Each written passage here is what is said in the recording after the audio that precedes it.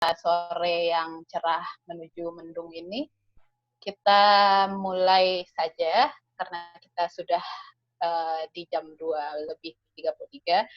Perkenalkan, saya di sini untuk opsi kali ini, ngobrol psikologi jadi asyik.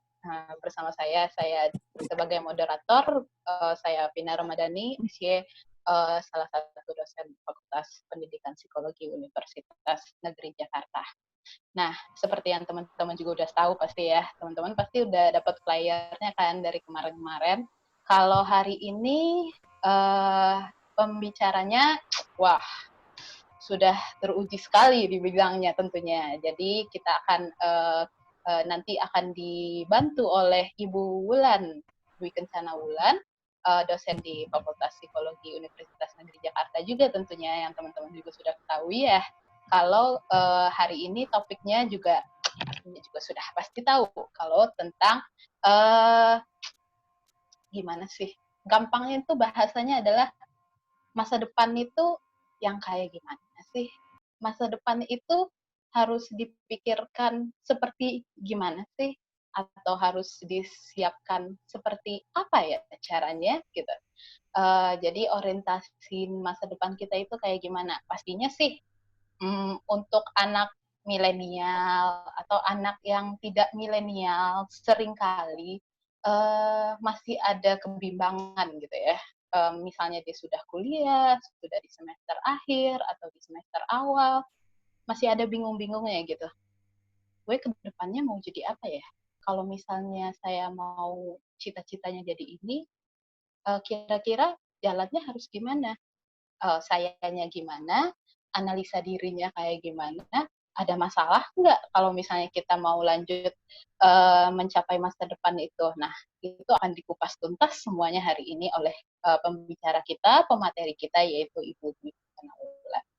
Sebelumnya saya akan memperkenalkan sedikit mengenai Ibu Dwi Kencana Wulan. Jadi Ibu Dwi Kencana Wulan, nama lengkapnya yang seperti tadi sudah saya ulang-ulang terus ya, namanya Ibu Dwi Kencana Wulan, MPhil psikolog. Beliau telah menamatkan kuliah S1-nya di bidang psikologi tentunya, dan S2-nya di Magister Profesi Psikologi di majoring pendidikan di Universitas Pajajaran. Nah, beliau sudah menikah dengan 2 orang putri, putrinya berusia 7 tahun dan 2,5 tahun. Bernama Binta dan Kezia, begitu. Nah, background pendidikannya S1 dan S2 sama-sama di Fakultas Psikologi Universitas Pajajaran, Jatinangor. Nah, kalau status, tadi udah ya di atas ya, menikah dengan 2 putri itu ya. Saat ini bekerja menjadi dosen di Fakultas Pendidikan Psikologi Universitas Negeri Jakarta sebagai psikolog pendidikan juga, dan merupakan founder dari Pradisa Konsultan. Jadi teman-teman yang mendaftar pastinya akan sangat beruntung nih. Founder Pradisa Konsultan yang biasa melanglang buana di mana-mana akan memberikan materi pada kali ini. Oke. Mungkin sekian aja perkenalannya. Kita lanjutkan dengan kita kasih tahu mungkin Ibu host. Kita langsung saja sambut pemateri kita hari ini, yaitu Ibu Dwi Kencana Wulan. Kepada Ibu Dwi Kencana Wulan diberikan waktu dan tempat, dipersilahkan. Terima kasih Mbak Vina atas perkenalannya dan pembukaannya yang luar biasa. Baik, terima kasih semuanya. Terima kasih untuk Fakultas Pendidikan Psikologi atas kesempatannya memberikan saya waktu untuk berbagi ya, kita sharing posisinya di sini tentang orientasi masa depan sebenarnya ya. Jadi kalau di judulnya Are you ready for the future? Gitu ya. Jadi tadi juga udah disampaikan oleh Mbak Vina sedikit mengenai gambaran secara umumnya materinya akan seperti apa. Oke, sebelumnya saya mau bertanya mungkin ya, suara saya terdengar dengan jelas, Mbak Vina dan yang mikrofonnya aktif. Cukup jelas, Ibu Wulan. Cukup jelas ya. Baik, mudah-mudahan nanti sinyalnya oke terus, jadi kita bisa lancar. Oke, dibuka dulu ya dengan Bismillahirrahmanirrahim. Assalamualaikum warahmatullahi wabarakatuh. Waalaikumsalam warahmatullahi wabarakatuh. Ya, baik. Mungkin sedikit informasi di awal ya. Jadi memang kita sedang dalam kondisi yang sangat spesial dalam fase kehidupan kita saat ini. Siapapun saat ini dalam usia berapapun, fase kehidupan yang manapun gitu ya, baik anak saya yang paling kecil 2,5 tahun, kemudian 7 tahun, kemudian mungkin remaja, anak apa dewasa, mahasiswa atau bahkan manula yang mengalami kondisi kita yang sekarang ini, itu mereka menjalani satu fase kehidupan yang begitu berbeda dari kehidupan mereka yang pernah jalani, dan ini tidak terprediksi, pasti tidak terprediksi. Dan di sini mungkin semua yang ada di sini tidak pernah memikirkan bahwa kondisi pandemi ini dan situasi kita yang sangat spesial ini yang sudah dilalui kurang lebih sekitar 3 bulan lebih ya, itu adalah akan terjadi dalam kehidupan kita. Nah, ya itulah yang disebut dengan masa depan. Jadi mungkin tahun kemarin ya, kalau kita suka dapat apa namanya, memori-memori di media sosial Anda, Facebook, Instagram yang suka mengingatkan Anda sekarang ya, tahun kemarin tuh saya di hari ini, tanggal segini, jam segini saya sedang apa, karena suka diingatkan seperti itu, gitu ya. Terus akhirnya Anda mengingat masa lalu Anda, oh waktu itu saya melakukan ini, oh sekarang saya ternyata dalam posisi yang seperti ini sekarang ya, masing-masing punya posisi sendiri ya hari ini ya. Apakah di rumah saja, apakah sekarang ada yang sudah mulai bekerja, berjibaku di jalanan bersama orang-orang yang kita nggak tahu dari mana, bagaimana ya. Jadi memang masa depan itu tidak pernah bisa kita prediksi, tidak pernah bisa kita apa ya, yakini akan terjadi seperti apa. Tetapi bukan berarti yang namanya masa depan yang masih jauh di depan sana itu kita tidak boleh memikirkan, kita tidak punya rencana apa-apa untuk ke depannya. Contohnya saat ini, kita sedang mengalami kondisi yang bisa dikatakan sangat tidak terprediksi ke depannya pandemi ini akan seperti apa dan bagaimana. Spekulasi banyak sekali terjadi ya, dari siapapun, ahli manapun, ahli ekonomi, ahli kesehatan, ahli politik, macam-macam semuanya memprediksi bagaimana kondisi pandemi ini akan terjadi dan bagaimana dampaknya. Dunia boleh memprediksi, tapi kita punya tugas untuk tetap menjalani hidup kita saat ini dan bagaimana ke depannya. Jadi walaupun katanya pandemi akan berlangsung berapa lama lagi ke depannya, tapi bukan berarti Anda, kita semua di sini berpikir untuk tidak menginginkan keadaan yang jauh lebih baik dari kondisi kita sekarang di masa depan. Jadi perlu sekali tetap kita memikirkan masa depan kita tuh mau kemana sih. Nah, mungkin ada yang sudah merencanakan apa yang ingin dilakukan. Tetapi tahun ini dalam kondisi sekarang ini berubah semuanya. Nah, itu mungkin sekali terjadi ya. Perubahan dalam kita berpikir atau rencana-rencana kita itu menjadi suatu hal yang wajar gitu ya. Jadi tidak usah khawatir. Ya, yang paling penting adalah Anda paham betul apa yang akan Anda lakukan.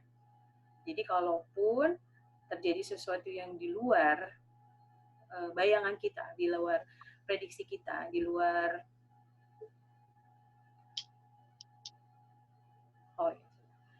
video saya sudah kelihatan ya? Mohon maaf. Baru ini Mbak, baru slide show. Oke, tapi video wajahnya terlihat atau bagaimana? Oh, wajahnya Mbak Wulan. Ya, tuh. Terlihat. Oh, oke, baik. Soalnya takut ada notice nih. Baik, saya lanjutkan ya. Oke, jadi apapun yang terjadi dengan kondisi yang tidak prediksi ini, apabila kita sudah merencanakan masa depan kita dengan baik, ya, Anda akan punya cara dan Anda akan punya solusi yang paling efektif yang bisa Anda lakukan ketika menghadapi situasi-situasi seperti saat ini yang sangat tidak prediksi, yaitu pandemi ini. Ya. Boleh dilanjutkan. Jadi judul kita hari ini adalah pahami diri dan tentukan tujuan hidup Anda untuk mencapai masa depan dengan penuh kesiapan. Ya. Boleh selanjutnya, slide selanjutnya. Oke. Nah, sebelum kita masuk ke materi yang akan saya bawakan, coba ini teman-teman di sini semuanya saya minta tolong diisinya cukup di apa? Kira-kira berapa yes-nya, berapa no-nya gitu ya. Jadi akan ada 10 pertanyaan yang nanti akan saya bacakan satu-satu. Silakan Anda hitung kira-kira Anda berapa yes, berapa no ya. Oke, silakan selanjutnya. Yang pertama, saya suka merencanakan suatu hal secara bertahap. Jadi selalu membuat tahapan-tahapan nih.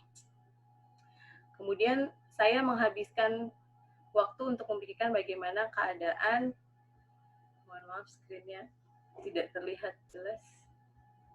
Bentar ya. Kak Kavina bisa bacain barangkali, mohon maaf. Oke, saya lanjutkan ya. Yang kedua, saya menghabiskan banyak waktu untuk memikirkan bagaimana keadaan di masa depan. Apakah teman-teman punya banyak waktu untuk memikirkan masa depan teman-teman atau keadaan di masa depan? Yes atau no? Gitu Oke, ya. baik. Terima kasih. Ini saya tadi nggak kebuka semuanya, jadi nggak kelihatan. Oke, selanjutnya yang ketiga, saya suka memikirkan kemungkinan baik atau buruk yang mungkin terjadi sebelum membuat keputusan. Jadi memikirkan dulu nih, baiknya apa, buruknya apa jika saya mengambil keputusan, ingin mengambil keputusan. Kemudian saya biasanya memikirkan konsekuensinya sebelum melakukan sesuatu.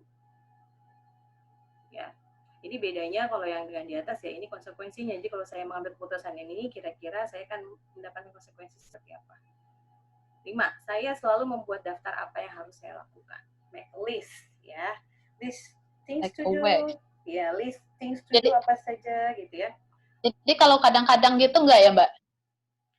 Sebenarnya selama itu dilakukan bisa yes. Oh, berarti selama dilakukan yes. Yang tidak dilakukan sama sekali atau tidak pernah atau baru tidak terpikirkan itu no. Ya. Oke, selanjutnya. Selanjutnya. Oke, slide nomor berikutnya. Ya. Yang nomor 6, saya memilih menyimpan uang saya untuk situasi tidak terduga daripada langsung menghabiskannya untuk bersenang-senang. Oke, ini bagaimana manajemen keuangan Anda ya? Gitu ya. Yes. Saya mampu memprediksi bagaimana suatu hal akan terjadi seiring berjalannya waktu. Nah, ini kira-kira Anda selalu mencoba membuat suatu prediksi. Ya. Kemudian saya sering membayangkan bagaimana kehidupan saya 10 tahun kemudian. Ya, berarti usia Anda sekarang kira-kira 10 tahun kemudian, ke depannya masa depan Anda 10 tahun lagi Anda akan seperti apa. Saya merencanakan sesuatu yang besar, kemudian dipecah menjadi rencana-rencana kecil sebelum melaksanakannya. Iya, jadi ini Anda punya goal yang paling besar atau yang paling jauh untuk saat ini dalam kehidupan Anda. Nah, Anda membuat planningnya, apa langkah-langkah konkret di awal, tahap step by step yang akan saya lalui untuk mencapai goal terbesar Anda itu atau tujuan Anda yang paling besar itu. Dan yang terakhir, saya memikirkan semua kemungkinan yang dapat terjadi dari sebuah keputusan sebelum buat keputusan itu sendiri. Ya, ini mirip-mirip dengan baik buruknya, positif negatifnya gitu ya. Tapi benar-benar semua kemungkinan, jadi sangat menyeluruh gitu ya. Oke, selanjutnya. Oke, sekarang mungkin boleh mau cek, saya mau lihat responnya, silakan boleh dikirim di chatnya ya untuk everyone. Ya. Berapa yang yes, berapa yang no? Karena ada 10, jadi mungkin 6, 4 yes. Gitu ya. Wah, ada nih Bu, 8 yes, 2 no. 8 yes, good. Good. Ayo teman-teman yang lain, silakan di-submit atau saya nih. Saya mau submit juga boleh Bu? Boleh, silakan. Oh, 7 yes, 3 no dari Bu Ratri. Iya. Terus 7 yes, 3 no dari Rangga, 8 yes, 2 no Widi, 6 yes, 4 no, 7 yes, 3 no, 7 yes, 3 no, 8 yes, 2 no, 7 yes, 6 yes, 8 yes, 7 yes, 8 yes, 7 yes. Oh, rata-rata 7 yes ke atas ya. Oh, ada satu yang 5 yes, Mbak Wulan. Oke, ada yang 50-50 ya. Tapi sisanya sebagian besar 7 yes ke atas. 7, 9 yes, 9 yes, 6 yes, 6 yes, 7 yes, 3 no, 7 yes, 3 no, 7 yes, 7 yes, 3 no juga. 9 yes ini bagus. Yes. Mantap sekali tuh. 9 yes, 1 no. 9 yes, 1 no. 7 yes, 5 yes, 5 no. Masih ada yang 5 yes, 5 no. Oke. Ada yang 8 yes, 3 no, dia ada pertanyaan tambahan. Mungkin lu salah ngitung barangkali Oh, ya. salah ngitung barangkali. 6 yes, Oke. 4 no. 8 yes, 2 no bulan. Wah, terima kasih banyak ini ya Wah, responnya. Terima kasih dan senang oke. sekali karena 80%, 90% mungkin bahkan ya itu Mm-mm. memberikan responnya bahwa rata-rata ya 70% saya melakukan 8. ini. 80% Mm. rata-rata melakukan apa yang oke, ini namanya orientasi masa depan ya. Jadi ini kalau Anda 70% Anda melakukan hal ini di item-item ini ya, pertanyaan-pertanyaan ini bisa dibayangkan atau bisa diprediksi bahwa Anda sudah punya orientasi masa depan. Ya, tapi bagaimana orientasi masa depannya ya nanti kita coba lihat lagi ya selanjutnya. Anda Oke. bisa pahami sendiri kira-kira saya seperti apa dan bagaimana. Tapi itu sudah sangat positif. Ya, how many yes and how many no tadi sudah. Terima kasih. Oke. Kalau dilihat dari 80% responden tadi menjawabnya orientasi masa depannya sudah difikirkan ya, tapi bukan berarti kita nggak lepas dari masalah-masalah yang suka kita hadapi atau mungkin dulu dihadapi ya dalam memikirkan masa depan. Nah, jadi kalau tidak memikirkan masa depan, itu biasanya yang terjadi itu seperti ini. Tidak bersemangat belajar atau kerja. Ini permasalahan yang dihadapi. Atau saat ini ada yang sedang mengalami hal itu, menjalani hanya karena sudah mengambil keputusan atau terpaksa. Lalu permasalahan lainnya menginginkan bidang yang berbeda atau bidang belajar yang berbeda atau bidang kerja yang berbeda. Ingin mengundurkan diri dari kuliah atau bekerja. Jadi apabila Anda merasa pernah mengalami ini atau ada teman Anda, rekan Anda yang mengalami ini atau sedang mengalami ini, jadi ada kemungkinan diakibatkan karena orientasi masa depannya yang belum terbentuk dengan baik atau belum dilakukan dengan baik, gitu ya. Selanjutnya, next. Nah, biasanya apa saja yang melatar belakangi permasalahan-permasalahan tadi? Ya, yang pertama, kurang memahami keinginan pribadi dengan rinci. Jadi Anda nggak paham saya punya maunya tuh apa. Terus kurang paham apa kelebihan diri. Kurang tahu apa yang membuat diri menjadi semangat dalam melakukan sesuatu. Nah, kelebihan ini hal-hal yang positif yang Anda sangat merasa Anda hebat atau Anda baik, Anda berprestasi di bidang tersebut atau di hal tersebut, itu bisa jadi kelebihan diri Anda. Nah, kalau kurang tahu apa yang membuat diri Anda menjadi semangat, nah ini kita kalau bicara semangat bicaranya masalah motivasi dan emosi ya. Jadi memang apa yang memotivasi Anda, apa yang mendorong Anda, hal-hal apa yang Anda lakukan atau siapa yang bisa memotivasi Anda. Kemudian keinginan dan impian yang tidak realistis. Nah, ini kadang-kadang orientasi masa depan perlu kita bentuk, tetapi kita harus membuat itu dengan hal yang sangat realistis. Realistis di sini adalah ya mungkin kita capai, ya akan dapat kita raih, gitu. Kemudian masuk akal seperti itu ya. Tidak mengeksplorasi lingkungan dengan maksimal. Tidak mengeksplorasi lingkungan dengan maksimal di sini adalah Anda tidak tahu betul sebenarnya lingkungan Anda itu seperti apa. Apa saja yang kekuatan-kekuatan yang Anda miliki di lingkungan Anda. Contohnya misalnya yang ingin wira swasta gitu ya. Target marketnya, pasarnya, kesempatannya apa sih sebenarnya yang bisa dilihat. Nah, itu adalah contoh dari melakukan eksplorasi lingkungan.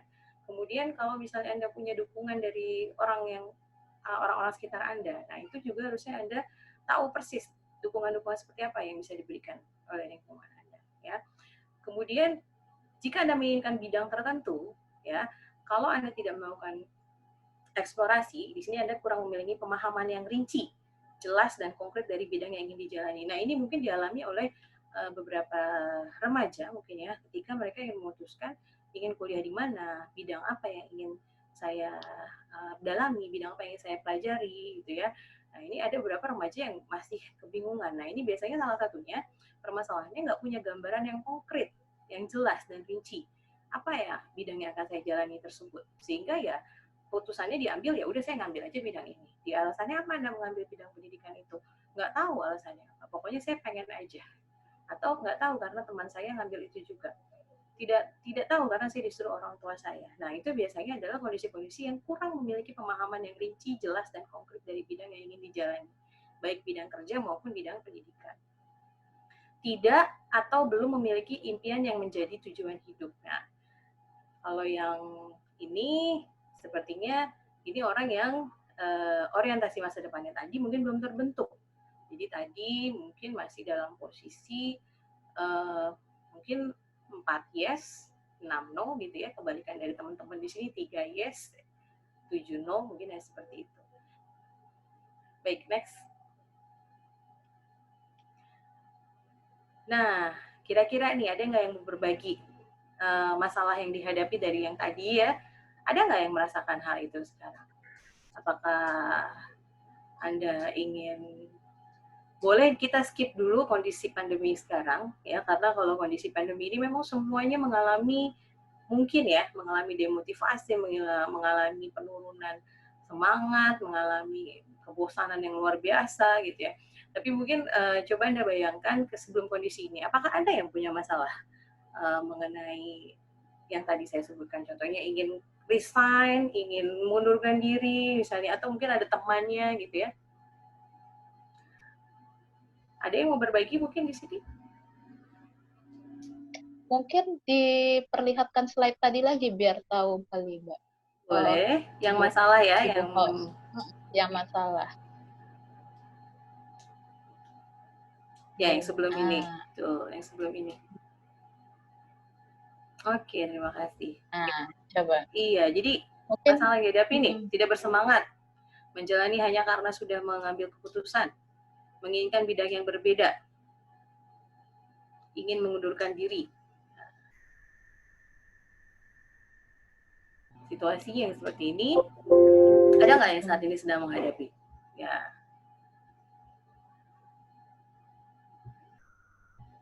Oke, kita tunggu sebentar, barangkali ada yang mau berbagi ya. Coba teman-teman kalau ada yang mau berbagi nggak apa-apa kok. Di sini kerahasiaan terjamin, insya Allah ya. Ya Bu ya. Ya. Silakan kalau mau ditulis di grup chat mungkin ada yang mau berbagi.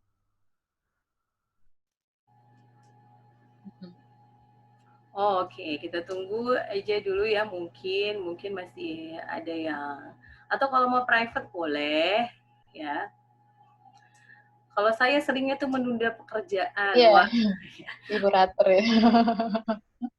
Baik, ada lagi Bu Ratri, selain Bu Ratri, barangkali kalau ada yang mau privately boleh di chat ke saya di sini. Kalau saya seringnya tuh menunda pekerjaan karena banyak pikiran. Karena banyak pikiran, kata Bu Ratri. Banyak pikiran. Aduh, saya juga tuh gimana tuh, Bu? Oke, ya.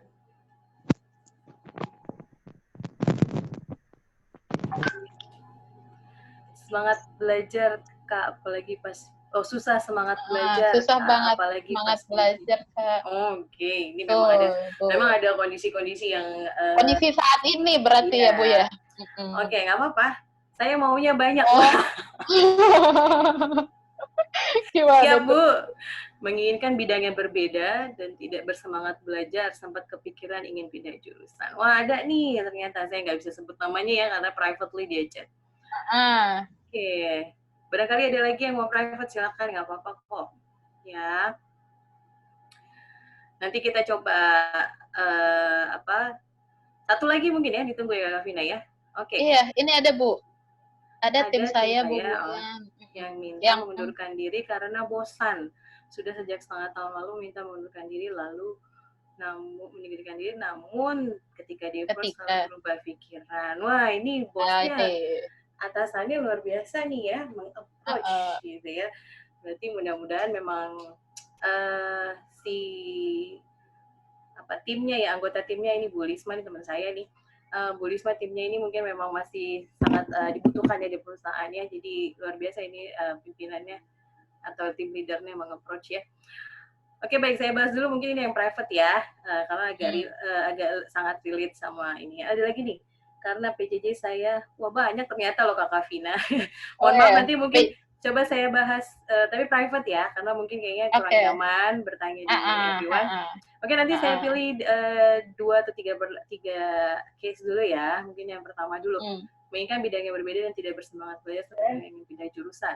Ada ya yang kemudian selama ini di rumah tidak semangat dan tidak nyaman karena ada masalah keluarga. Wah, sebenarnya temanku dia ngerasa dimotivasi dan jadinya ada pressure langsung ke dirinya. Wah, tiap malam nangis karena pressure tersebut dan oke. Wah, ada yang sampai pressure ya. Ini berarti ternyata ya. Oke, baik. Wow. Oke. Jadi sebagian tadi memang sudah memiliki orientasi masa depan ya. Pada umumnya, tapi ternyata ada juga yang privately chat. Mohon maaf. Ada yang privately chat bahwa ternyata memang mengalami masalah ini ya Mbak Vina ya. Jadi saya nggak berada di tempat yang saya inginkan gitu intinya. Saya berada di tempat yang menurut saya salah, menurut saya mampu dan tidak mampu atau saya ingin mengundurkan diri. Ternyata ada yang cukup banyak tadi yang private chat ke saya. Jadi berarti mudah-mudahan ini bisa membantu ya. Oke. Jadi intinya adalah ternyata masalah ini dihadapi oleh teman-teman yang mungkin jadi partisipan di sini atau bahkan ada yang testimoni dari temannya. Jadi ini temannya loh, Bu, teman saya Bu atau kasus temannya. Oke. Silakan Mbak Admit, kita lanjutkan ke slide yang tadi. Jadi masalah ini masih dihadapi ya oleh teman-teman semua di sini ya. Oke. Selanjutnya, boleh? Ya, tadi masalahnya adalah baik dalam bidang kerja maupun dalam bidang pendidikan ternyata mengalami yang namanya tidak nyaman atau ingin mengundurkan diri dari posisinya yang saat ini. Boleh selanjutnya? Next. Nah, ini yang melatar belakangi itu tadi ya, bisa jadi karena masalah-masalah tadi. Oke, jadi sebenarnya yang namanya orientasi masa depan itu adalah kita saat ini nih berada yang warna hitam, ya. Untuk kita bisa punya yang namanya masa depan yang kita inginkan, maka kita harus menentukan dahulu yang namanya tujuan di sini, ya. Tujuan. Jadi mulailah dulu dengan membuat satu tujuan untuk bisa mencapai masa depan yang diinginkan. Ya, selanjutnya.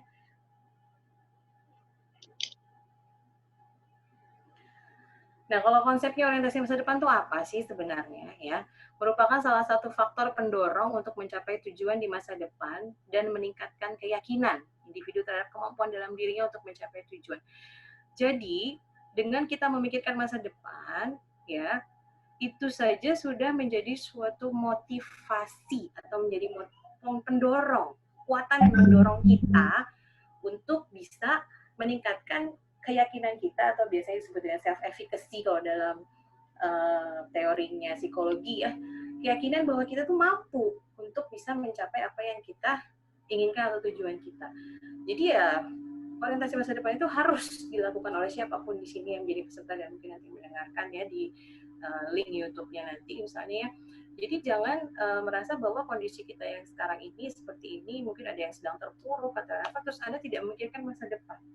Ya, itu menjadi semakin bisa semakin terpuruk karena orientasi masa depan itu adalah yang mendorong kita, yang memotivasi kita untuk bisa menjadi lebih baik karena kita jadi yakin bahwa kita punya kemampuan untuk mencapai tujuan kita. Orientasi masa depan merupakan proses yang terdiri dari 3 tahap. Jadi 3 tahap. Yang pertama, motivasi, kemudian perencanaan dan evaluasi. Nah, jadi yang namanya orientasi masa depan itu bukan cuma sekedar dream atau mimpi yang tidak diwujudkan, tetapi dimulai dari membuat satu tujuan. Nah, tujuan ini, boleh selanjutnya Mbak? Ya, individu menetapkan tujuan. Jadi motivasi itu, ya, aspek motivasi ini adalah bicara tentang tujuan.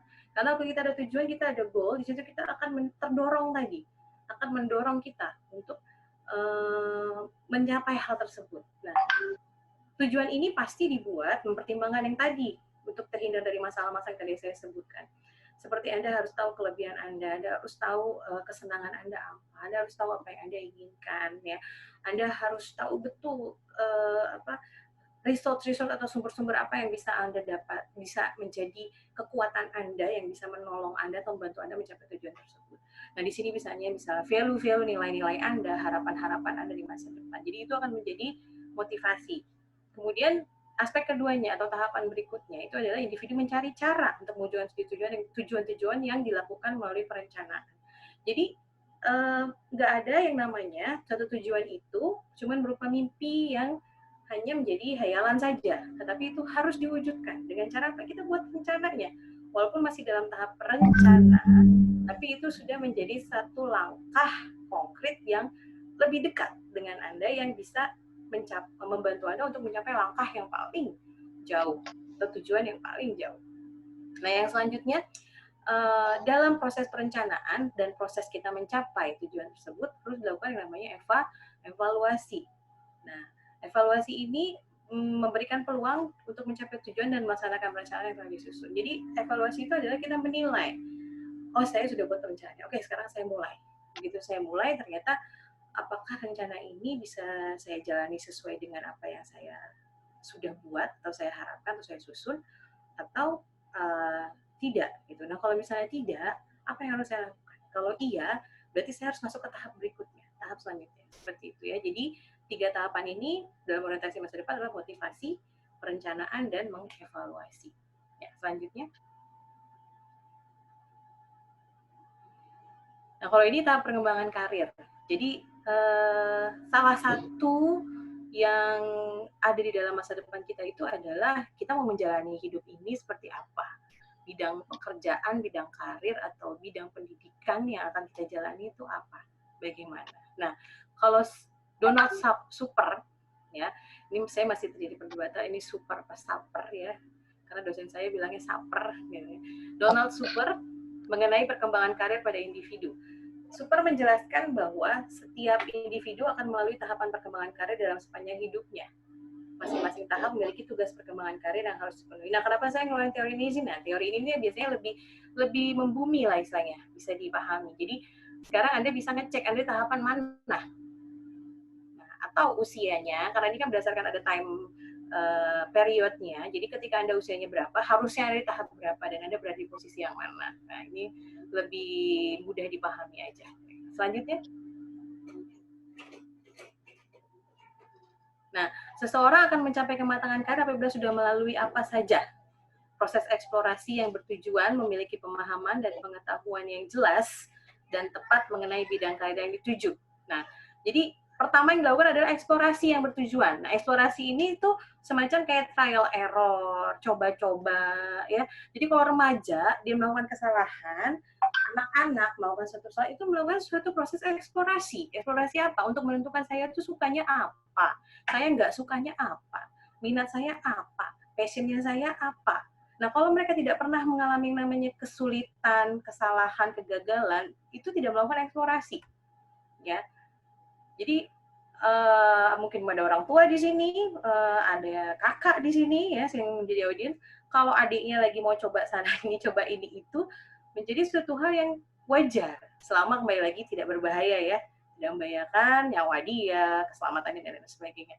Karena itu tadi adalah proses eksplorasi. Jadi eksplorasi itu dimulai dari usia yang masih sangat muda. Ya, kalau sudah sampai eksplorasi, jadi panjang sekali namanya eksplorasi, menurut Super ya, baru harus memiliki pemahaman dan pengetahuan yang jelas dan tepat mengenai bidang karir yang dituju. Nah, ini pun menjadi permasalahan yang tadi saya sampaikan di awal. Jadi kadang-kadang nggak punya pemahaman, nggak punya informasi yang rinci mengenai bidang yang ingin Anda jalani. Nah, sehingga ini membuat Anda menjadi tujuannya tadi tidak konkret, gitu ya. Atau kesalahan dalam menilai langkah yang harus Anda ambil. Atau kesalahan dalam memikirkan konsekuensinya, karena Anda tidak punya informasi yang rinci mengenai bidang tersebut.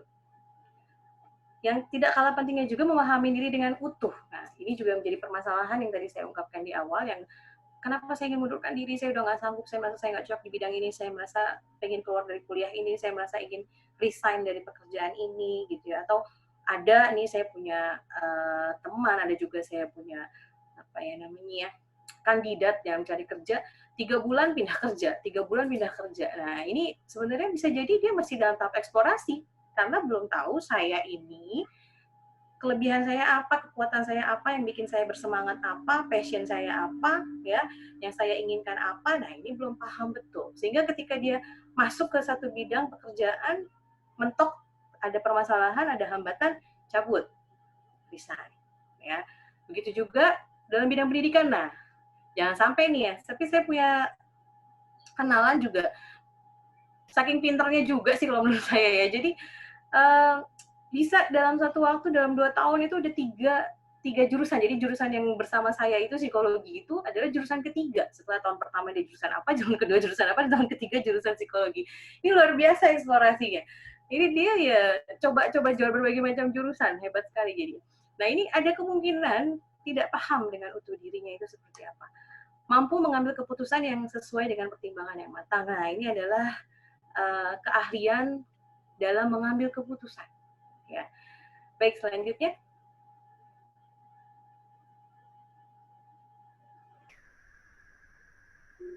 Ya ini ya, tadi usia eksplorasi dimulai pada saat remaja. Ya. Jadi periode yang pertama itu adalah growth, usia 4 sampai 13 tahun. Nah, ini mereka masih tumbuh lah, saya masih coba ini, mau nyoba ini, segala sesuatu dicoba itu karena mereka masih masa pertumbuhan. Tapi di sini sebenarnya sudah bisa memberikan kesempatan kepada si anak seluas-luasnya ya, kalau orang tua atau kakak atau tante di sini Anda ya punya ponakan atau punya adik adik sepupu dan sebagainya, kasih kesempatan bagi mereka untuk tumbuh, untuk menumbuhkan karirnya mereka itu. Kemudian periode eksplorasi 14 sampai 24 tahun. Mungkin di sini yang audiens banyaknya di tahapan eksplorasi mungkin ya, kalau mahasiswa banyaknya di sini ya. Eksplorasi. Jadi kalau Anda masih eksplorasi itu jadi suatu hal yang wajar ya, karena memang masih dalam tahap tersebut. Harapannya berhenti di usia 24 tahun. Karena harusnya di usia 24 tahun Anda sudah masuk established. Kalau established di sini Anda sudah mengambil keputusan. Ya, saya mau menjalani bidang ini. Bukan cuma satu, boleh lebih dari satu, tapi kan nggak mungkin juga 10 bidang ya. Kalau misalnya nih, bidang pendidikan Anda psikologi, tapi Anda punya passion juga wira swasta, boleh sekali. Anda punya passion juga di seni, Anda juga mengembangkan, boleh. Mungkin bisa dalam satu waktu berapa bidang. Tapi establishment keputusan itu harus sudah diambil. Saya maunya bidang yang mana, gitu ya. Nah, tahap yang sudah berikutnya di tahap 4 usia dewasa madya ya, sampai lanjut usia atau lansia, itu maintenance. Nah, kalau udah sampai pada dewasa madya, itu harapannya udah engage, sudah mantap dengan karir atau masa depan yang sudah dijalani. Jadi kalau misalnya nih, tadi ada kan dokter yang juga ngeband, ada juga dokter yang penyanyi, kita tahu lah ya siapa. Nah, itu adalah orang yang sudah dalam tahap maintenance, karena saya tahu saya mau yang mana dan saya menjalani seperti apa. Ya, kemudian disengagement itu adalah usia manula. Ya, oke. Selanjutnya.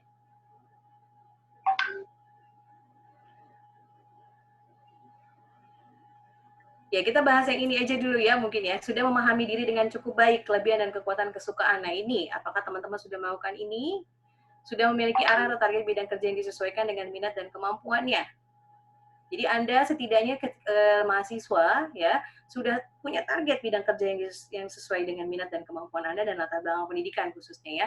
Sudah memiliki pilihan kerja yang masih bersifat tentatif. Jadi masih boleh tentatif karena memang Anda baru mau memulai ya untuk establish tadi. Masih usia dewasa awal, pilihan sudah dibuat dan mulai menjalani pekerjaan sesuai dengan pilihannya. Jadi kalau Anda usianya adalah usia sekarang ini yang harus Anda jalani atau harus Anda miliki saat ini ya. Selanjutnya. Nah, setiap individu melalui tahapan perkembangan karir dengan cara dan masa waktu yang berbeda, tadi yang saya sampaikan, memungkinkan juga terjadi siklus karir yang berulang ke tahap sebelumnya. Jadi misalnya nih, harusnya Anda sekarang usianya adalah maintenance, tapi harus balik lagi ke tahap establishment atau harus tahap ke eksplorasi ya, apa ya. Sehingga tahapan kembali sudah tidak kaku. Ya. Jadi boleh dilalui secara bertahap lagi gitu ya. Tapi setidaknya tahu pada usia Anda harus sudah sampai mana. Selanjutnya. Apa yang dapat dilakukan untuk mengatasi permasalahan? Mungkin tadi beberapa yang chat ke saya ya. Yang pertama harus dilakukan adalah analisis diri. Ya. Dimulai dulu dengan Anda mengenal diri Anda sendiri. Dari mana? Cukup Anda jawab pertanyaan-pertanyaan ini. Silakan dicatat atau di screenshot atau apa, silakan. Apa yang saya inginkan? Anda harus tahu betul. Apa yang membuat saya bersemangat? Ya. Apa yang menjadi impian saya? Apa yang saya senangi? Senangi ini berarti beda sama yang diinginkan ya. Kadang belum tentu yang kita inginkan, mohon maaf, kalau diinginkan biasanya pasti disenangi, tapi senangi ini banyak. biasanya. Tapi kalau diinginkan biasanya lebih kepada tujuan. Apa yang membahagiakan saya? Ya, jadi hal apa sih yang membuat saya bahagia gitu ya? Kalau misalnya nonton drama Korea bikin saya bahagia, ya boleh-boleh aja gitu ya. Apa yang dapat mendorong saya menjadi produktif? Nah, ini sudah bicara soal kalau saya bisa produktif dalam situasi bagaimana, bertemu dengan siapa, apa yang saya lakukan, seperti itu. Dan apa tujuan saya? Saya akan meminta tujuannya tersebut. Jadi ya, selanjutnya. Silakan. Iya. Nah, assessment diri itu tadi ditulis sendiri, kita bikin self-report lah namanya ya. Nah, bisa juga dengan melakukan ini kalau Anda ingin tahu terhadap minat bakat Anda, kemampuan Anda atau kelebihan Anda, supaya Anda tahu kelebihan Anda apa. Mengikuti kompetisi yang diinginkan. Mulai sekarang, mulai besok, cari kompetisinya apa. Kalau sekarang, itu yang lagi seru adalah ikut Zoom meeting di mana-mana, Zoom webinar. Nah, itu penting sekali sebenarnya ya. Webinar. Benar, mumpung lagi gratis ya, data banyak ya. Itu sayang kalau nggak diambil ya. Mencoba melakukan hal baru yang menjadi minat. Nah, dengan kondisi di rumah aja jangan berarti jadi tim rebahan ya. Jadi lakukanlah apa hal baru yang bisa membuat Anda itu mendapatkan sesuatu yang baru. Meminta penilaian orang lain di sekitar tentang bakat dan kelebihan diri. Nah, ini boleh nih nanya sama teman-teman dekat Anda, keluarga Anda, saudara Anda ya. Ini boleh. Menantang diri berkreasi sesuatu yang baru. Dengan hal-hal ini apabila Anda lakukan ya, bisa muncul pemahaman tentang diri Anda berkaitan dengan minat dan bakat Anda. Oh, ternyata saya daripada jadi geng rebahan, saya ternyata pinter masak loh. Oh, ternyata makanan saya enak loh, gitu ya. Oh, ternyata saya itu bisa melukis atau saya punya bakat crafting atau apa dan lain sebagainya. Atau saya punya bakat dalam fotografi, ya. Ya, jadi coba dibuat, coba dilakukan. Lanjutnya. Ini goal setting. Nah, selanjutnya Anda menentukan tujuan. Nah, ini yang saya ambil salah satunya adalah SMART ya. Jadi specific, measurable, achievable, realistic, timely. Ini mungkin sudah sering dibahas, jadi bisa di browsing juga ya. Boleh selanjutnya ini penjelasan secara rinci apa sih specific, measurable, achievable ya. Spesifik itu well defined, clear, and jadi Anda harus membuat suatu tujuan yang clear ya. Jadi kalau misalnya tadi saya bilang boleh dimulai dari mimpi, tapi mimpinya dispesifikkan dengan tujuan-tujuan kecil, langkah-langkah awal apa yang saya lakukan supaya dia harus benar-benar spesifik. Measurable itu bisa diukur with specific criteria that measure your progress towards the accomplishment of the goal. Nah, ini contohnya gini, kalau anak bimbingan saya nih dari tahun ke tahun ya, mungkin di sini juga anak bimbingan saya nih ada jadi audiens, tahu banget bahwa saya itu meminta timetable ya. Jadi saya minta progres skripsi mereka itu dilakukan, bahkan itu dibimbing. Jadi maksudnya gini, saya minta bikin timetable selama 4 bulan ya. Tapi ada yang ngasih cuman kasihnya per bulan. Bulan ini bulan saya balikin lagi. Kenapa? Tolong Anda yang miserable gitu ya. Miserable di sini saya minta per 2 hari atau bahkan per hari. Hari ini saya bikin bab berapa halaman, itu miserable. Jadi bisa kelihatan gitu ya. Oh, jadi kalaupun misalnya Anda utang, saya hari ini nggak ngerjakan, berarti Anda harus mengerjakan itu tuh utang Anda. Itu tujuan saya itu. Jadi itu miserable, walaupun itu bentuknya adalah progress skripsi, ya. Achievable. Nah, achievable-nya di sini adalah ya Boya yang sesuai dengan kemampuan, gitu ya. Karena nanti jadi masalah juga tuh ketika Anda terlalu tinggi dan terlalu jauh, itu menjadi suatu kondisi yang Anda nggak bisa prediksi. Realistik, ya realistik itu ya sebenarnya bersama dengan achievable ya, ini harus bisa diraih oleh saya. Jadi harus realistik dengan kemampuan Anda ya.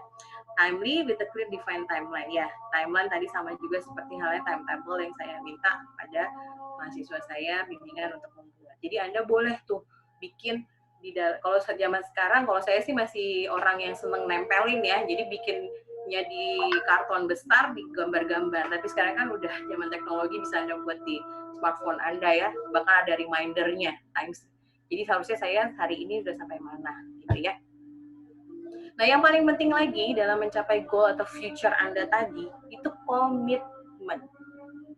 Jadi udah cantik banget nih tujuannya, langkahnya, tahapannya, udah bagus sekali segalanya, sangat spesifik dari SMART tadi.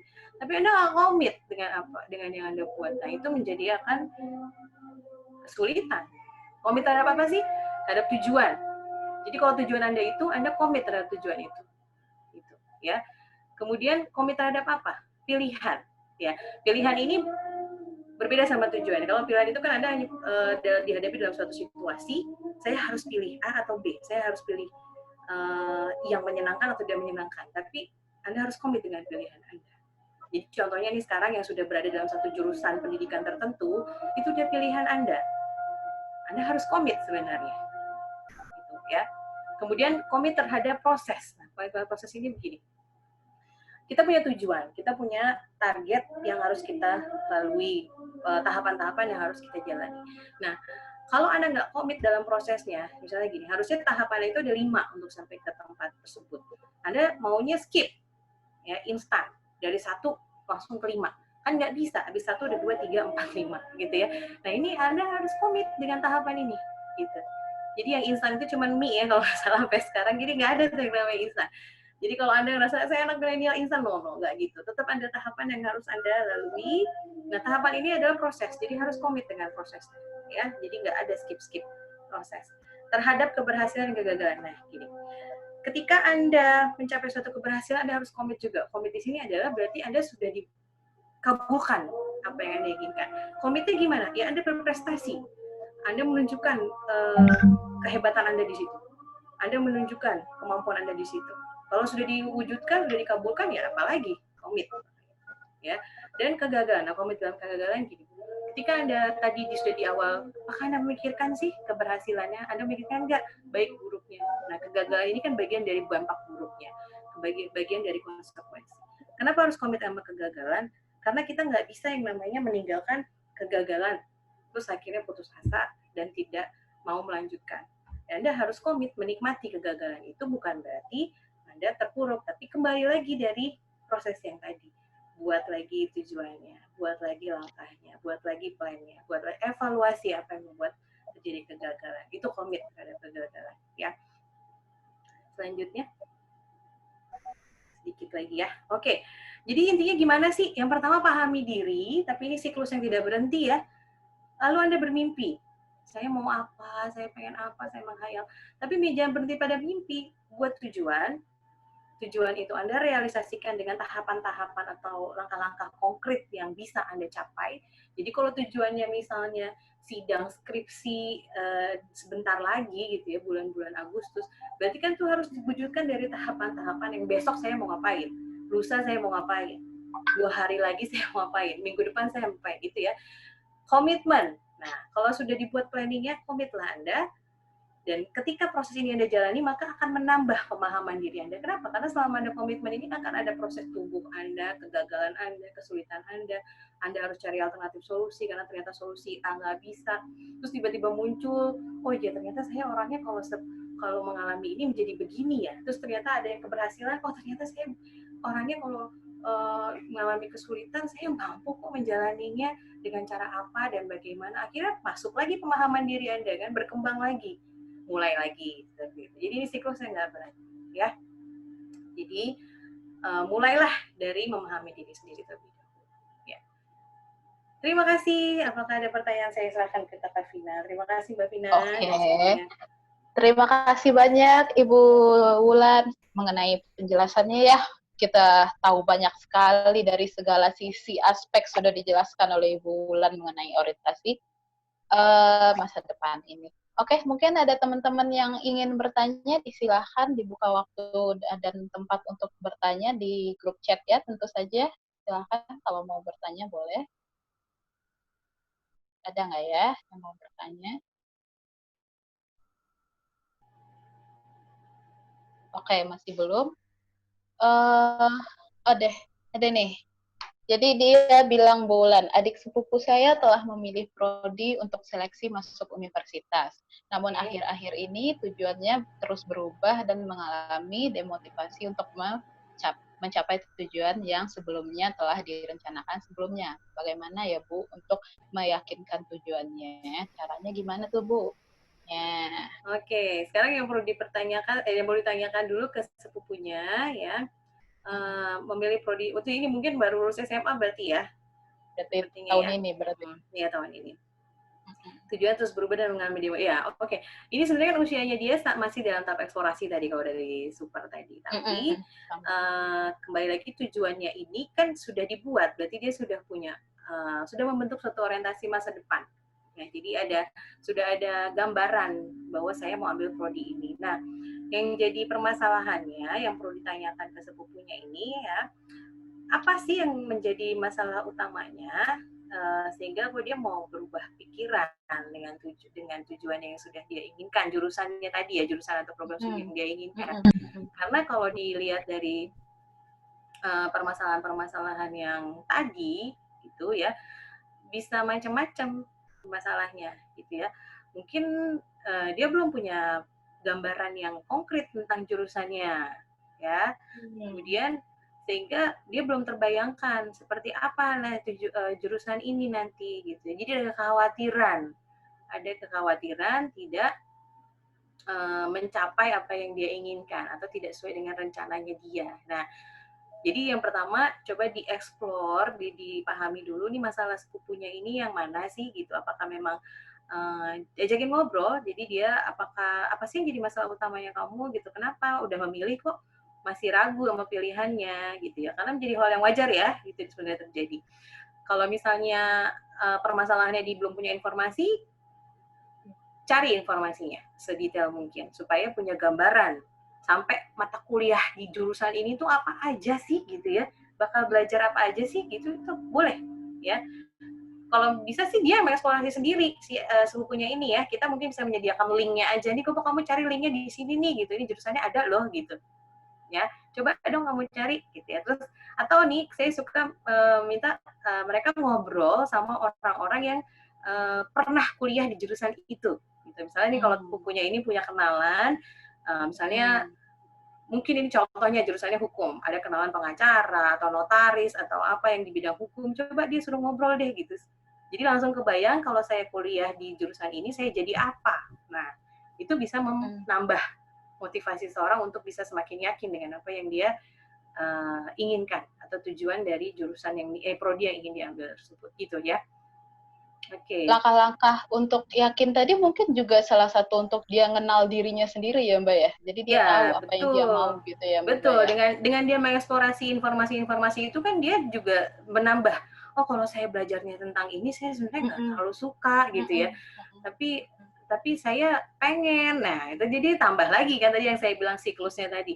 Nah, tapi intinya gini, ketika sudah memilih, komit. Itu yang harus disampaikan ke sepupunya, ya. Seperti itu. Oke. Ini ada pertanyaan selanjutnya nih, Ibu. Oke, silakan. Halo Bu Wulan, saya ingin bertanya, mana yang lebih baik menjadi seorang generalis atau spesialis? Saya memiliki banyak minat, dan dari kecil hingga kuliah ini, ekstrakurikuler dan perlombaan yang saya ikuti selalu berbeda-beda. Namun orang tua yang saya selalu bilang bahwa saya harus punya satu bidang yang saya ahli dalam bidang tersebut. Apakah memang harus seperti itu, Bu? Karena hingga saat ini saya masih bingung sebenarnya saya mau ahli di bidang apa. Oh, dia punya banyak minat nih Mbak, dari kecil eksplornya sana sini. Cuma orang tua bilang harusnya satu aja tuh. Apa kayak gitu tuh, Bu? Kalau sebenarnya. Faras, ini benar-benar saya nggak salah namanya Faras, itu Faras mahasiswa bukan ya? Oke, iya, Faras. Ya, Bu. Oh iya, halo Faras. Kayaknya Faras ini tahu nih. Oke, saya pernah bawain materi ini juga nih sama Faras soalnya. Mirip-mirip ya Faras ya. Oke. Sampai sekarang Faras belum tuntas ternyata, Bu. Iya, kayaknya ya. Oke, Faras. Saya meminjam, nih saya terinspirasi dengan dosen-dosen saya juga ya. Jadi saya meminjam perkataannya beliau. Jadi kita boleh punya 5 pisau, tapi yang paling tajam kita harus punya gitu ya. Intinya. Jadi apa omongan orang tuanya Anda itu sebenarnya betul sekali gitu. Tadi pun juga saya sudah menyampaikan juga ya di awal, maksudnya ketika saya berbicara tadi Anda bahwa kita punya pilihan jurusan bidang pendidikan kita apa. Tapi kita punya minat bidang seni terus kita mau ahli juga boleh gitu ya. Kita punya minat di wira swasta, wira usaha, tapi kita mau jalan juga boleh. Yang paling penting, apapun bidang ini, ketiga-tiganya, misalnya bidang pendidikan Anda, wira swasta dan seninya ini, siklus yang tadi, ya, pahami diri, bermimpi, tujuan, realisasikan, gitu, kemudian komit, itu dilakukan. Karena Anda di jurusan Anda di wira swasta, Anda di seni, gitu ya, ini kan menuntut hal yang berbeda masing-masing. Jadi kalau tidak dilakukan proses tadi, siklus tadi, ini akan menjadi cuman sekedar jadi mohon maaf coba-coba. Jadi nggak ada yang apa ya namanya, tidak menjadi suatu ahlinya gitu loh. Jadi kalau mau ahli yang banyak, memang agak, maksudnya kalau generalis di sini sebenarnya maksudnya apa ya? Kalau boleh saya tahu generalis maksudnya. Kalau yang saya tahu Bu, kalau spesialis itu kan memang hanya satu bidang ahlinya gitu. Nah kalau generalis itu dia semuanya bisa, cuman mungkin nggak maksimal gitu Bu. Tapi kalau misalkan disuruh ini bisa, disuruh ini bisa, disuruh ini bisa kayak gitu. Oke, palu gada ya? Kayak gitu sih Bu. Mungkin apa aja bisa. Nggak maksimal aja gitu. Sebenarnya luar biasa ya. Oke, saya. Tapi tetap tadi ya, Paras ya. Kita boleh punya 5 pisau, tapi kita tetap harus punya yang paling tajam gitu ya. Jadi boleh Anda pengen jadi orang yang serba bisa apapun gitu ya. Tapi kan tadi ketika itu dilakukan dengan penuh komitmen, tujuan, mencapai tujuan, terus Anda paham kekuatan Anda di mana. Jadi setiap kali Anda menjalani bidang itu semuanya menjadi maksimal gitu. Ya. Jadi tidak melarang, saya nggak mengatakan bahwa generalis itu tidak baik, sementara spesialis yang enggak gitu ya. Jadi semua orang boleh melakukan apapun yang dia inginkan, karena ini kan masa depannya dia gitu, orientasi masa depannya dia. Tapi yang paling penting siklus tadi dijalani gitu ya. Jadi tentukanlah dulu tujuan di bidang apapun itu, kemudian langkahnya, evaluasi, pertimbangkan kelebihan dan kekurangannya, dan komit terhadap hal tersebut. Ya. Baik Bu. Terima kasih Bu. Ya Paras, ya sama-sama. Kita lanjutkan dengan pertanyaan lain atau dipilih atau gimana nih Mbak? Satu-satu aja. Silakan saja sih, boleh Ibu, saya mau bertanya. Coba. Kenapa saya susah, Arya ya namanya, kenapa saya susah sekali untuk meng-highlight kelebihan diri? Oke, saya secara pribadi sulit sekali jika ada pertanyaan seperti describe yourself atau sebutkan kelebihanmu. Hal ini menjadi salah satu faktor saya sulit sekali membayangkan tentang masa depan saya. Saya merasa hopeless dengan diri saya sendiri. Bagaimana? Oke, tadi saya sudah membagi pertanyaannya ya. Tadi Arya ya namanya tadi ya, Arya. Iya, Arya. Ya, saya tadi sudah membagi ada beberapa pertanyaan. Arya boleh mulai mencoba untuk mengisi ya pertanyaan itu tadi, supaya Anda lebih paham diri Anda seperti apa, gitu ya. Kalau misalnya itu sulit mendescribe, sebutkan kelebihan, karena nggak ada sih orang yang nggak punya kelebihan gitu, karena semua orang dianugerahi kelebihan dan pasti ada kekurangannya juga gitu. Jadi kalau Anda benar-benar merasa tidak tahu, mungkin karena memang Anda belum mencari tahu gitu ya. Jadi pertama tanya dengan diri sendiri dengan menjawab pertanyaan-pertanyaan saya tadi itu ya. Kemudian boleh Anda tanya kepada orang-orang sekitar Anda yang dekat dengan Anda gitu ya. Serius nanya ini kadang-kadang mungkin cari orang yang serius ya, kadang-kadang ini Arya kayaknya cowok ya, cowok apa cewek. Biasanya kalau temen cowok agak suka nyeleneh nih kalau ditanya, kasih tahu dong kelebihan gue apa gitu, malah suka iseng gitu ya. Nah coba tanyanya pada orang yang benar-benar kenal Anda, tapi memang pasti akan memberikan jawaban yang jujur dan benar gitu ya, seperti itu. Jadi boleh menanyakan dengan orang lain, karena di situ juga tadi di slide saya ada. Terus Anda mungkin bisa ingat ketika dulu Anda masih dari SD, SMP, mungkin Anda sedang kuliah sekarang, berarti Anda sudah melalui SMA gitu ya, atau mungkin sudah bekerja, berarti ketika Anda mahasiswa, Anda pernah berprestasi dalam hal apa? Yang menurut Anda itu adalah suatu hal yang menyenangkan, membanggakan, dan membuat Anda begitu senang mendapatkan itu. Jadi nggak harus berupa medali, nggak harus berupa piala, ya, nggak harus berupa apapun itu, tapi itu berarti sekali buat Anda. Nah, itu bisa jadi adalah suatu hal yang Anda lakukan, ya, dengan penuh kesenangan Anda melakukannya, dan itu ternyata kekuatan Anda, karena Anda di situ dihargai, ya. Jadi dalam hal apapun ya, jadi nggak harus bentuknya medali atau apa ya, bisa mungkin organisasi, mungkin ada orang yang mengatakan sesuatu yang membuat Anda senang dan membanggakan buat Anda, gitu ya. Jadi itu bisa jadi. aku mohon maaf. Oke ya, jadi Arya tolong coba dulu dengan mulai menjawab pertanyaan yang tadi ya, dan tanya dengan teman-teman atau bukan temannya, orang-orang terdekat Anda. Mungkin teman juga boleh, tapi pastikan teman Anda akan menjawab yang sesuai ya, bukan yang bercanda. Dan tadi coba Anda ingat-ingat di masa lalu Anda, apa yang menyenangkan, membahagiakan Anda, dan Anda merasa saat itu, saya luar biasa sekali, saya bahagia sekali, dan saya bangga sekali dengan apa yang saya lakukan. Gitu ya, Arya ya. Oke, ini Safa ya. Nah, Safa Yeah. apa nih pertanyaannya ya? Satu lagi nih Mbak, umum sekali Oh, nih iya. biasanya Terima terjadi. Kasih Arya. Arya jawab, terima kasih Bu. Baik, Oh iya. sama-sama Arya. Kalau dari Safa gini Bu Wulan, jadi Ya. seringnya merasa insecure, terus selalu membandingkan diri sama orang lain yang dirasa lebih baik dari dia, gitu. Oke. Bagaimana saya bisa menunjukkan kelebihan saya kalau saya selalu merasa seperti itu tuh Bu Wulan? Selalu nih ya. Oke. Merasa terintimidasi dengan orang lain ya menjadi hal yang wajar dialami oleh siapapun gitu. Yang bisa jadi itu dialami oleh siapapun.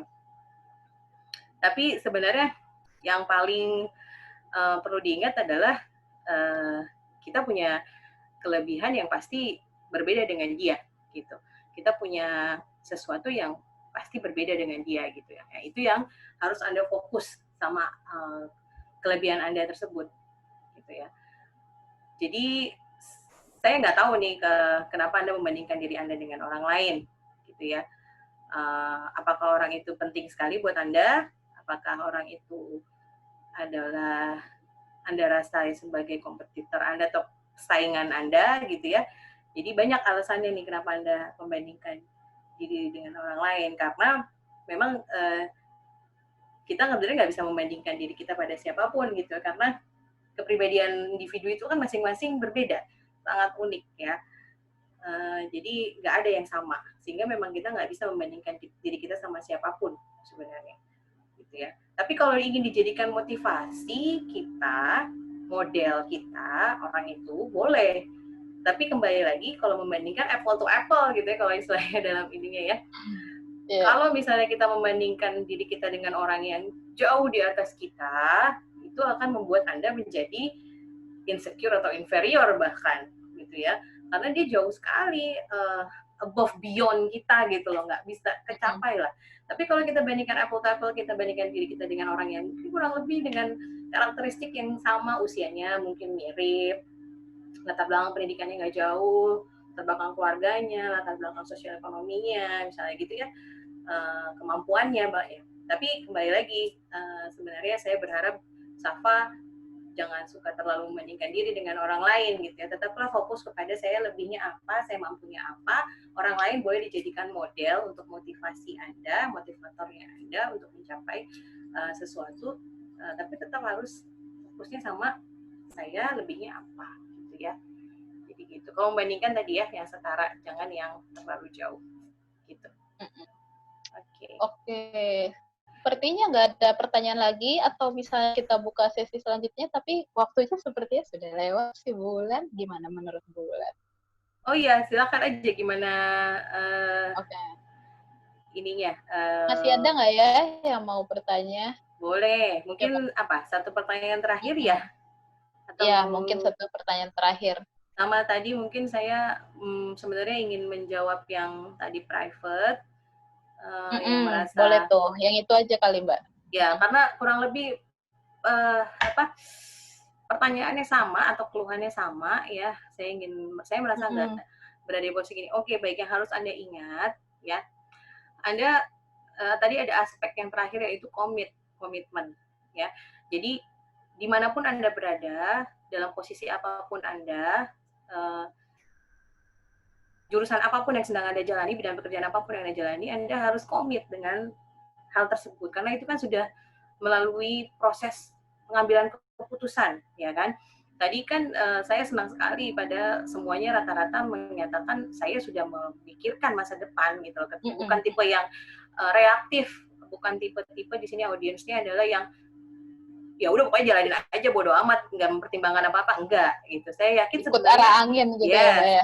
Sebenarnya di sini hampir semuanya tadi atau sebagian besar itu sudah memikirkan kenapa saya berada di sini sekarang. Jadi kalau misalnya Anda merasa bahwa Anda tidak tepat berada di sini, Anda merasa gagal atau merasa salah tempat dan lain sebagainya, kalau tadi kembali lagi di usianya, oke, baik ketika Anda masih berada di usia 24 tahun ke bawah, Anda masih tahap eksplorasi. Ya, tapi ketika Anda sudah lewat dari tahun usia tersebut, itu menjadi PR yang banyak yang harus Anda lakukan. Jadi usianya misalnya sudah 25, 6, 26 atau bahkan sampai 30 tahun tapi Anda masih tahap eksplorasi, coba-coba, trial error gitu ya. Itu PR-nya banyak banget yang harus dilakukan gitu ya. Jadi ya mumpung sekarang usianya masih di usia eksplorasi, oke, boleh Anda masih mencoba-coba, boleh Anda masih pilih-pilih, tetapi ingat bahwa ada PR atau ada tanggung jawab Anda untuk komit terhadap sesuatu. Jadi tadi kalau misalnya Anda ngerasa nggak tepat posisi Anda sekarang di sini, coba pikirkan lagi baik-baik ya. Apa hal baik yang bisa Anda dapatkan saat ini?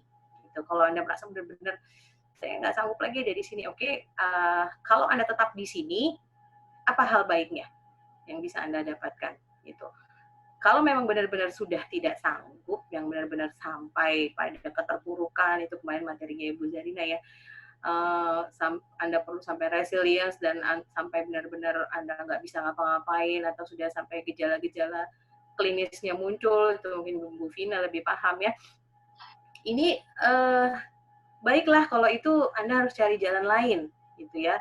Anda boleh keluar dari posisi Anda sekarang. Tapi kalau misalnya memang masih ada hal baik, hal positif, mulai lagi saja dengan menentukan tujuan atau mimpi Anda, mimpi Anda dulu, kemudian turunkan ke tujuan-tujuan dan planningnya, evaluasi planningnya, lalu komitmen lagi. Jadi misalnya jurusannya ini menurut saya bukan bidang saya, tapi kan Anda harus lalui karena ya sudah berapa tahun Anda menjalani ini, kan sayang Anda lepas begitu saja. Nah, kira-kira ke depannya apa yang bisa saya lakukan? Terima yang sekarang, tapi ke depannya apa yang saya lakukan? Mungkin itu ya untuk yang tadi chat ke saya, baik untuk diri sendiri maupun untuk informasi ke temannya tadi. Ya, katanya ada saudaranya juga. Oke, baik ya, gitu ya Bu Vina ya. Terima kasih banyak atas waktunya. Sepertinya juga tidak ada chat yang baru lagi. Mungkin terima kasih Bu Wulan. Kita tutup aja. Jadi sebelum menutup mungkin saya akan menyampaikan sedikit sekali kesimpulan yang saya coba rangkum dari semua yang tadi Bu Wulan sudah jelaskan, yang teman-teman juga sudah perhatikan dengan seksama. Jadi mengenai topik kesiapan diri merangkai masa depan gitu, seperti judul Bu Wulan. Sebenarnya ada beberapa poin penting yang penting untuk teman-teman mulai pikirkan dari sekarang atau mulai mulai atur gitu atau minta persiapkan gitu. Seperti tadi teman-teman itu di usia eksplorasi, kalau masih mencoba itu masih boleh, tapi tetap saja teman-teman harus punya orientasi masa depannya ya Bu Wulan ya. Iya. Yang terkait tadi skornya harusnya sebaiknya sudah 70% ke atas gitu. Terus untuk misalnya udah punya orientasi masa depan, tentu namanya masa depan nggak berjalan begitu saja, lancar-lancar aja, ada masalah yang mungkin dihadapi. Nah, teman-teman harus mengkaji sendiri, kira-kira masalah apa saja yang mungkin akan menjegal jalan teman-teman mencapai masa depan teman-teman sendiri. Nah, latar belakangnya apa, dan lihat lagi, ada motivasi dan emosi. Dilihat motivasi teman-teman ke arah mana sebenarnya. Terus selanjutnya yang paling penting juga, kalau kita udah punya orientasi masa depan, kita tahu masalahnya, kita punya motivasi, kita harus kenal dulu diri kita sesuai nggak dengan masa depan kita. Kita harus melakukan pengenalan diri, analisis diri juga. Langkah-langkahnya tadi motivasi, perencanaan, dan jangan lupa evaluasi. Setiap kegiatan itu harus dievaluasi, berhasil atau tidak, efektif atau tidaknya. Nah, selanjutnya kita perlu punya skill tertentu, misalnya skill apapun yang akan kita perlu kembangkan untuk mencapai masa depan kita itu. Nah, ketika semuanya teman-teman sudah mulai pikirkan, insya Allah kita berdoa kepada Tuhan Yang Maha Kuasa dengan segala upaya teman-teman juga, insya Allah teman-teman bisa mulai siap untuk merangkai masa depan teman-teman. Mungkin begitu, Bu. Sama satu lagi kebetulan kelupaan, komitmen. Yang paling penting ya, Bu Wulan ya. Betul. Jadi harus komit. Kalau punya segala macam tadi, tapi mencari kemana-mana tidak komit, percuma ya, Bu Wulan ya. Oke, mungkin ada yang perlu ditambahkan lagi, Bu Wulan, sebagai kesimpulan? Sebenarnya ini aja sih kesimpulannya, bermimpilah setinggi-tingginya, tapi jangan lupa tetap harus realistis dan komit sama apa yang sudah kita putuskan. Itu aja. Oke, mungkin sekian dulu untuk pertemuan kita kali ini. Sekarang sudah jam berapa ya? Oh, udah 15.43. Untuk tahap terakhir, kita dapat bisikan dari Prodi, kalau kita akan foto bersama. Teman-teman yang sudah rajin ikut Ngopsik pasti sudah tahu ini tahap apa, tentu saja ya. Silahkan dinyalakan semuanya videonya untuk kita ke foto bersama. Ayo, segera, diburu-buru. Udah semua? Wah, Ibu Zarina sudah muncul. Yang lain. Aduh, udah manis-manis sekali semuanya. Oke. Gimana Ibu host? Apa sudah nyala semua? Host sudah? Sudah mulai kelihatan nih, Kak. Oh, sudah mulai. Masih ada yang belum ya? Oh, wajah cantiknya sudah mulai kelihatan ya. Kita mulai ya fotonya ya. Oke. Bentar, Kakak host. Oke. 1, 2, 3. Tahan ya. 1, 2. Belum siapa kayak 1, 2, 3. Ya, ini pesertanya cukup banyak, jadi agak lama ya, mohon maaf. Oke. Iya, tidak apa-apa. Harusnya kayak gitu, mantap. 1, 2, 3. Oke, yang terakhir, slide terakhir. 1, 2, 3. Oke, selesai. Oke, terima kasih. Terima kasih untuk semua teman-teman yang sudah hadir. Terima kasih kesempatannya untuk Ibu Prodi, Ibu Wulan terutama sebagai pembicara. Terima kasih sekali. Ya, terima kasih untuk semuanya. Terima kasih Vina, terima kasih Bu Zarina, ada Bu Ratri, semuanya. Ada Pak Gume juga.